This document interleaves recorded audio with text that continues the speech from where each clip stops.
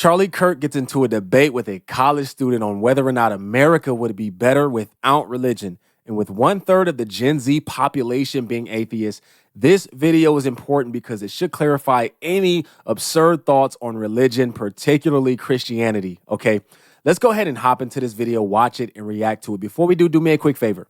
Hit that like button for the YouTube algorithm so that this video can reach more people like yourself. I truly appreciate you guys, and if you're not already subscribed to the channel, go ahead and tap that subscribe button, and let's hop into this video right now. Kirk, thank you for being out here, and I appreciate your eagerness for an open dialogue.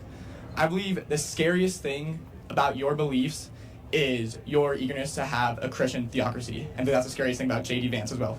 Can you defend it, explain how it doesn't, or how it goes with the First Amendment, and also how it won't affect people who aren't Christian? Well, I don't want a theocracy. I want this. I want the Constitution. So I want a free society. But I am a Christian, and we have Christian roots, and we must understand that. Yeah. Okay, the Christian roots.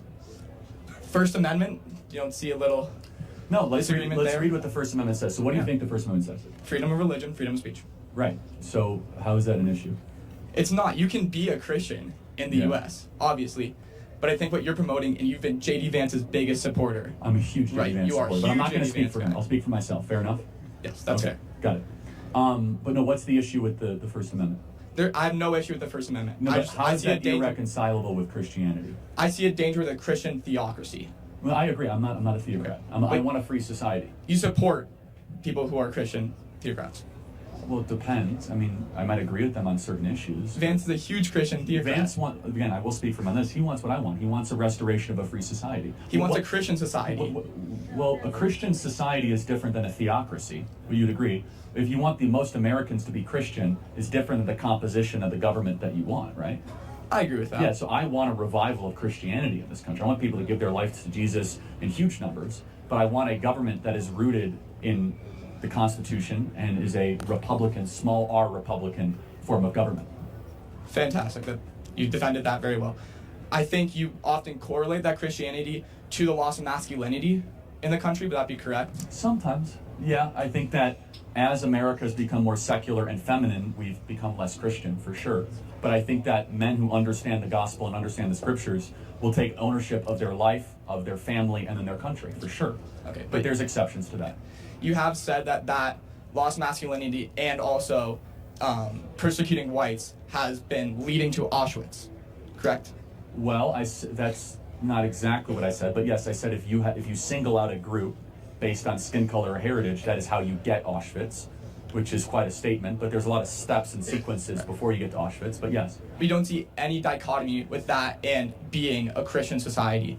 Well, that's how we get there. If you look at... Oh, okay, so you think Nazi Germany was Christian? I'm saying Hitler... This kid is pretty much trying to say that Christians are going to essentially, like if the country was all Christian and the government was Christian, that we would not give anyone else their freedoms, and that if anyone opposed Christianity, then we would take some crazy matters to, I don't know, terminate them or whatever, which is, it's absolutely false. As far as any Christian I've ever met, including myself, we would love for everyone to be Christian, but we don't want to force Christianity on people to, like, in that manner. You know what I mean? Yeah, we're going to preach on the streets and we're going to do these and that, but we don't want to force people to the point where we're saying, hey, you either do this or you go. You know what I mean? It's not like that. We want people to have their freedoms, but we would love for America and the entire world to be Christian. That's just it. It's nothing else to it.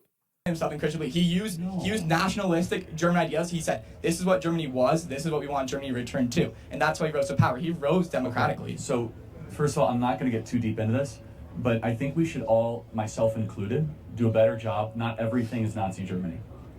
Do we agree? Yes, you did say that. No, I said I could do a better job of that, right? Okay. So there are plenty of other examples in history to point to that are not Nazi Germany, right? Yeah. But this idea that Adolf Hitler was some sort of like devout Christian or would use Christian symbology or imagery is very, very flawed. He was a nationalist socialist, mind you. Nazi literally means the Nationalist Socialist Workers' Party. But there were a lot of Christians and pastors that he imprisoned and killed, Dietrich Bonhoeffer being one of them. There was a lot of conscientious objectors in Nazi Germany that resisted Hitler. But the bigger issue in Nazi Germany was churches that did nothing. They didn't agree or disagree, but they were just sat idly by. And so what I say as a Christian, again, overusing the Nazi Germany comparisons, is we as Christians should not sit idly by when evil is occurring. And I think that's a lesson to take out of Nazi Germany. That's right. That's a great point right there. What he just said about churches doing nothing is evil right there. To see evil and to do nothing is evil. And I can correlate that to American churches within the LGBTQ in that whole scenario. There was a lot of churches that were saying that they accept it. Isn't it not saying that we accept you and that you can come into church, but we will allow you to live in this sin and you can come to our church and feel free to continue in this sin, which is evil. In the eyes of God, that is extremely evil. So yeah, churches that do not abide by the law of God, churches that do not follow Christ, instead following the traditions and ways of man, it will always fail. It will always fail. Completely fair. Cool. But I think it goes beyond national Germany. I think a lot of nationalism has ties with religion beyond Nazi Germany. If you look at Cambodia, if you look at Turkey, if you look at Italy in the 1930s, they directly correlated religion with their nationalism. Not always. Mao's China was explicitly atheist, right? Stalin was explicitly. But Mao wasn't fascist. Well, he was a murderer. He was really bad. Yes. Right. But again, how you define it, he had government control over everything. Mao was one of the greatest evils ever. Explicitly atheist. Stalin was explicitly atheist, right? So nationalism is also a very healthy thing at times too. It does not always lead to extreme horrors. Do you agree? I think you can differentiate nationalism and patriotism. Okay. I don't have any fears with patriotism. What I think is nationalism, what you probably think is patriotism, so I'll grant you that. But the idea, what we're living through is inverse nationalism, where we're told that our symbols are terrible, our history is crummy. And I don't No, you don't like that, right? No.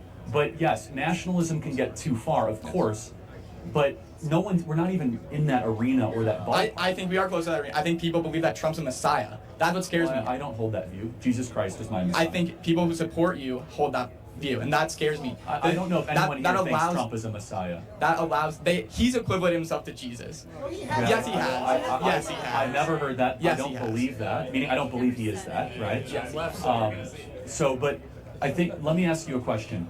In the current world we're in, would a nationalist movement or a globalist movement scare you more? I believe within this country, a national movement. I'm not a globalist. I know you're not. I thought we should have gone out of Afghanistan. I disagree with a lot of less policies on globalism. I think for me, as not being a Christian, I'm afraid of nationalism. I'm afraid of how that leads to removing abortion rights. I believe that how that relates to only allowing immigrants who are Christian. That's my greatest fear. Do you acknowledge that the inheritance of this great country was largely built by Christians? The majority of the people in the country were Christians. That doesn't mean we Do you think it has anything to do with why the country was great? Oh, I'm not going to get trapped here. I'm not going to let myself. Well, it's not a trap. I'm just like, No. because it was a great country and most of the country was Christian, are those two things two separate data points, or is there any reason why those two things were both true? I think there's a link, but I think there's plenty of immigrants who were not Christian. I think Jewish people, I think immigrants of all countries. Yeah. Just because you have the majority of Christians in the country, and America being a great country, doesn't mean that they're inextricably linked. Let's take the Christian element out of it. Yeah. Let's just say the majority of the country was religious. Do you think the country was better when most of the country was religious and going to a church, a religious service, believed that there was a God, that they believed that there was something higher than them, that there was something holding them accountable? Do you think the country was better then? Depends who you were in the country. If you were a slave, if you were an immigrant, if you're a person who wasn't Christian being persecuted, I would say no. 1980s. We didn't have slaves in the 1980s. No, we did not have slaves in that. Right, you're bringing up the moral majority. Yeah, so like Right, the yeah. 1980s, which objectively, there's this whole movement to bring back the 80s, right? Yeah. Was there anything to the point, I'm asking for a reason, when more people believed in God? I don't think it was believing in God. I think we were just less polarized as a people in the 80s. Yeah, so of course, you know my belief. My belief is that when a country becomes less religious, more secular, something fills that void. And that void right now is leftism. That void is BLM movements, the trans stuff, Democrat politics. And so you can have high opinions or low opinions of Christianity, but would you agree with Richard Dawkins, who's an atheist, that he likes Christian society? Yeah, I think it depends what Christian society. I think a modern day Western Christian society I don't necessarily have a problem with. I think sects of Christianity, certainly KKK, certainly FODS, I have problems with. Yeah, I don't think they're gonna find any KKK here. So, yeah. But those are the people. I'm saying. Fair enough. The far Christians are voting for Trump. Far Christians are not voting for Kamala Harris. You're coming after this from a great perspective. I don't think you're gonna believe me, but I hope I plant a seed. That you have an idea that's largely pushed by the media, that there's a bunch of like super KKK radical people that are waiting to take over the country, when in reality your average Christian's like this guy who just like wears a cross, and I would imagine believes in Christianity because you have a cross. Okay, good. Not everyone does. And it's just like you know what I mean? Just like a pious person that believes there's a creator and we are not him, and wants to go to church service and is doing their best and falls short. You know, but what I'm getting at is the mechanisms of a religious society is good for everybody. When somebody walks around and thinks that you were created and that you're not God, you tend to have better citizens. Okay, it's obvious that the young college student, he's going to the far extremes, right? And I think that the liberals tend to do this. Unfortunately, they tend to go to the far extremes, even when considering stuff like abortion and immigration and stuff like that, border control. They always go to the far extremes. He's going to the far extremes with this, as far as Christians and how Christianity, or even religion in general, but we're speaking about Christianity, produces a good society. It's a fact. The reason why it's a fact is because of this. Let me show you. Okay, so this is Mark chapter 12, and one of the teachers of the law came up to Jesus and asked him, what is the greatest commandment? And Jesus simply said, to love God with all of your heart, all of your mind, and all of your soul, and to love your neighbor as yourself. Okay, now the reason why this is important is because loving God with all of your heart, mind, and soul entails that you're going to follow the commandments of God. Jesus said, if you love me, you will follow my commandments. And in Jesus's commandments, there's commandments such as to not steal and to not kill, right? There's commandments as to not covet things that your neighbor has. And it's all these good moral commandments that Jesus gives us. Also, too, that if a Christian man does not work and provide for his family, he's worse than an unbeliever. So that right there shows you that the Lord wants us to work. He doesn't want us to be lazy. He gives us all of these things that is going to make a great nation. It inherently produces great people, which produces a great nation. And then second, to love your neighbor as yourself. Now that right there, it completely takes out any negative connotations or any negative thoughts or desires that you would have against your neighbor. And someone may say, who is your neighbor? He's talking about everybody. He's talking about people that you come in contact with, not just your neighbors across the street or next door. He's talking about every single person is your neighbor, to love them as you love yourself. That right there inherently produces a great nation by default. I think he did an awesome job in answering this young college student's questions. Hopefully he learned something from that. Just like Charlie said, hopefully he planted a seed in this guy's mind so that he can take it home and dwell on it and maybe even change his mind. And God willing, he'll become a Christian as well. He seems like a good kid, just lost in this leftist. And I don't even want to say leftist. He's just lost in a bad mindset. He's lost in his mindset that Christianity produces evil and produces cults, which is a completely false narrative. Completely false narrative. So let me know what you guys think about this video in the comment section, okay? If you're new to the channel and you like what you see, I encourage you to hit that subscribe button, okay? And hit the post notification bell, okay? And hit one of these 2 videos that YouTube is showing you. You might find something that you will like, okay? I will see you guys on the next video. My name is Aaron Page. Until next time, I'm out.